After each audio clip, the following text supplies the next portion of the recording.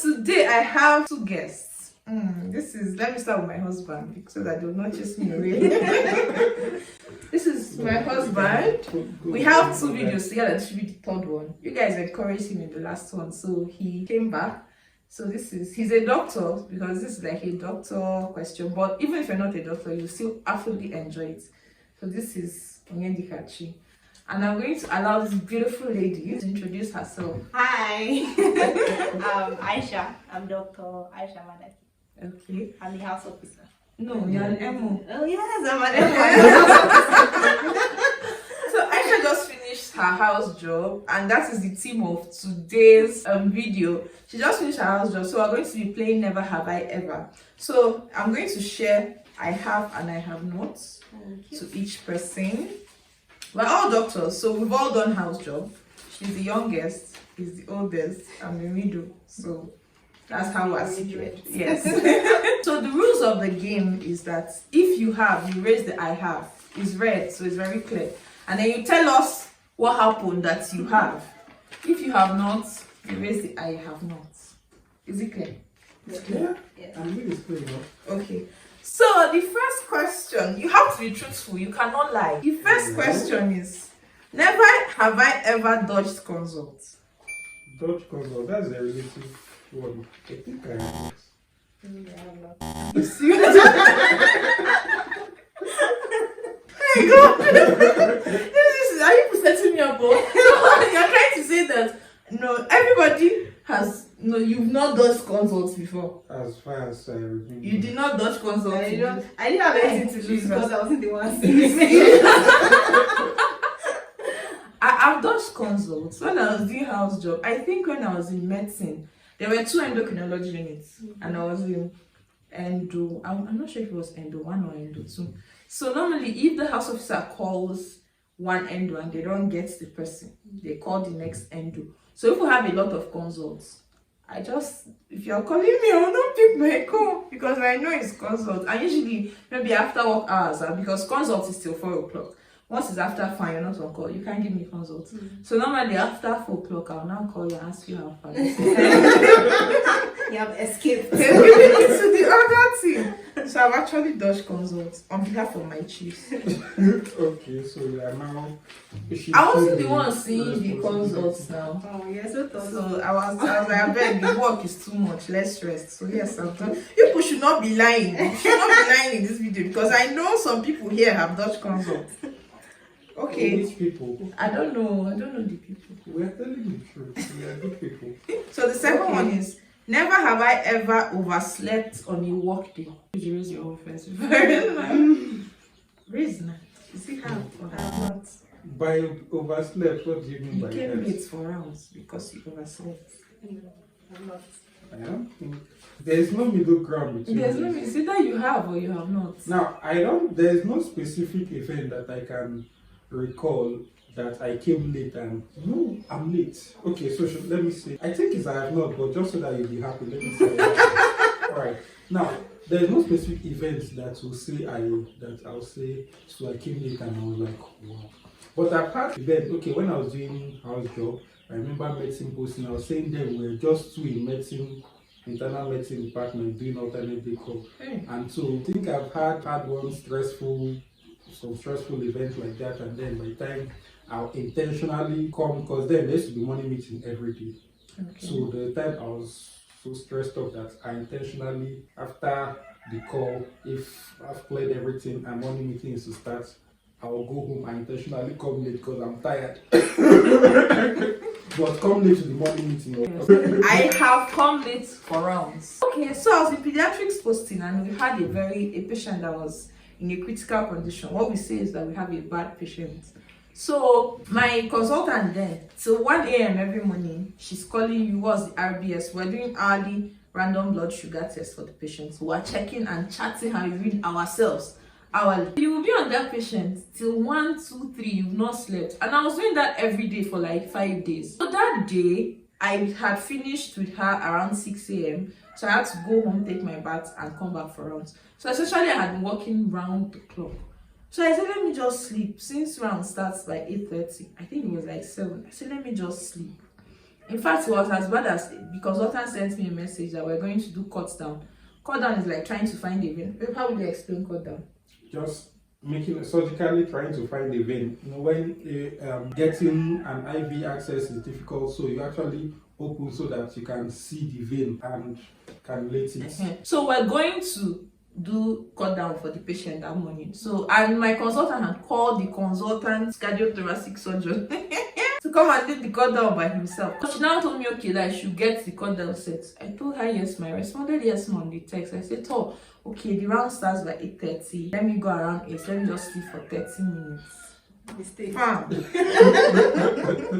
woke up by 12. No, that finished wrong. I woke up. The first thing I saw then was Jesus Christ. Now you know that thing when you check the time and you can't believe it. I was very sure, so I said, no, this cannot be the time. It's not possible. I now checked my phone. Hey, I just carried my bag and ran to the ward. As I was going, I was like, oh, let me just collect my extension in peace. Like, I won't even say anything. I deserve this one. I got there. The consultant was already doing the cut down. He now said, pass me the cannula. I just carried cannula on the table and passed it to him. My registrar started laughing. I said, Chief, people didn't even call me. They said, no, they understand. I felt so, oh my God, thank you so much. So yeah, I've opened up late. Third one is, never have I ever lied that I was in the hospital when I am not. I have not. I have never done that. I have. Baby, what's your... Okay, fine. I know you're a good person. I'm sure you No, it's not that it's not. Okay, I'm trying to recall. I don't remember doing that, but it feels like something that I may have. Why did you lie? God, it's so common. I have to pick one. Let me be the most recent. I was so tired. My team was in theater. And I wasn't doing much during the theater, but for some reason the week was so busy, so I was very tired, and then I hadn't eaten all day. So I decided to go home and eat. When I now went home, I was almost done. They now called me that, where are you? And I didn't want to, I don't like lying. so I said, I went to eat, I'm coming. I didn't want to say like I'm in the hospital or anything. I was just like, but I was always trying to find a way around, like not having to be vocal about where I am. Then there are times that I was not in the hospital and then they'll call me and say, I'm at the blood bank. I'm passing blood. Like that's an excuse that house officers use all the time. Yeah. Where you? My house officer. I called him and said, where he says in the blood bank. I said, who are you hustling blood for? Both of us know that there's nobody we are transfusing in this place. Maybe he was helping somebody else. Went to eat. But no, I just say I went to eat. He couldn't tell me because he didn't tell me he was leaving. So when he came back, I told him, it's okay to go and eat. But if you need to, just let me know so that I know where you are. Yeah. So I'm not just looking for you and feeling like it's okay. So that's something that house officers really say that they're in the blood bank. But there was one time that I was actually in the blood bank, so I was proud of myself. And my ex literally came and said, I'm coming. I said, come. And he met me. Never have I ever cried after losing a patient. Cried. By me, cried. Stop crying. You're not. He's a man. He cannot cry. Okay, share experience. What made you cry? Okay, this patient, he wasn't actually my patient, but he was a sickle cell patient. I think he was like 15 years old when I was in pediatrics. And I had set a line for him once. And my friend he was in the unit that my friend was at. So he was always following him around. When he wants to set line, he'll pack the tray for him and everything. So all of us just were attached to him and his mom. So there was this day we were supposed to do an exchange transfusion for him. We had gotten the blood, everything was okay. And he just came with cough and chest pain. So it didn't seem like it was a big deal. And then, but before I left, they hadn't started it. So I just went home.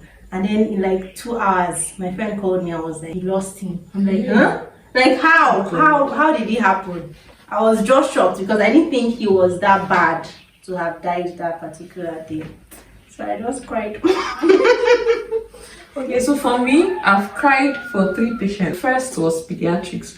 I was in the children emergency and they brought in a child with I hope I don't start crying. And they brought in a child with snake bite. So, hey God, my eyes are tearing. So I set 9 for him, gave him medication. The way we run our chair is that you work 8 to 4. Someone else comes and works 4 p.m. to the next morning. So you come back the next morning. So it was the time I was working 4 to 8 in the morning. The child's mom was in the hospital, and the relative that brought, I think it was the sister that brought him, was like that. We should hurry up and discharge him because his mother had been asking of him, and they don't want to tell her that. The mom was a patient as well? Yes, the mom was a patient in another hospital, not the teaching hospital. So we came that child is one of the most, as in, you know, when I said 9 for him, he says, "Thank you, auntie. Thank you so much, doctor." You know, that kind of child. Like everything you do, he was so courteous. Everything you do for him, he thanks you. So I came back the next day. I was working 4 to 8. So around 8 when I was leaving, we noticed that it's the kind of snake that makes you bleed. When he had been given injection, he was bleeding into it. So by the time I came, I asked of him. They said he was in the theater. He developed compartment syndrome. We gave him the drug on the thigh. So the bleeding had gotten into the thigh and the pressure was too much. So they had to go into the theater and relieve the bleeding. And then we didn't have fresh frozen plasma available. That's something you give a blood component. It's usually gotten from pools of blood that helps with blood clotting. And then where you could get it was really expensive. It was 25,000 naira per bag, and they didn't have money. A lot of the family's money had already gone into his mother's sickness. When they went in the theater, we were pushing fresh blood to try and see if it will help, but it wasn't working out. He didn't stop bleeding in the theater. So they opened up the place, tried to tie it and provide tamponade, and brought him out. Kept on struggling, transfusing. Eventually he passed on. When he passed, I wasn't around. I had gone home. So when I came back in the evening, I was like, "Kai, how is this boy?" No, I didn't even know he had died. I was coming to the EPU and I saw the sister. So I was like, "Oh, how is he?" She was not like, "Doctor, how will I tell my mother?" I said, "Tell your mother what?" He now called the guy's name that he's dead. Hey God. As in, I said, "Dead? How? What do you like?" I said, "How can he be dead?" Do you understand? They just told me that he died, that her own problem now is that she doesn't know how to tell the mom that the mom had been asking of him. I went into EPU, as in tears were in my eyes, and I just said to my chief, "Excuse me." I went to the call room and I had a thorough cry.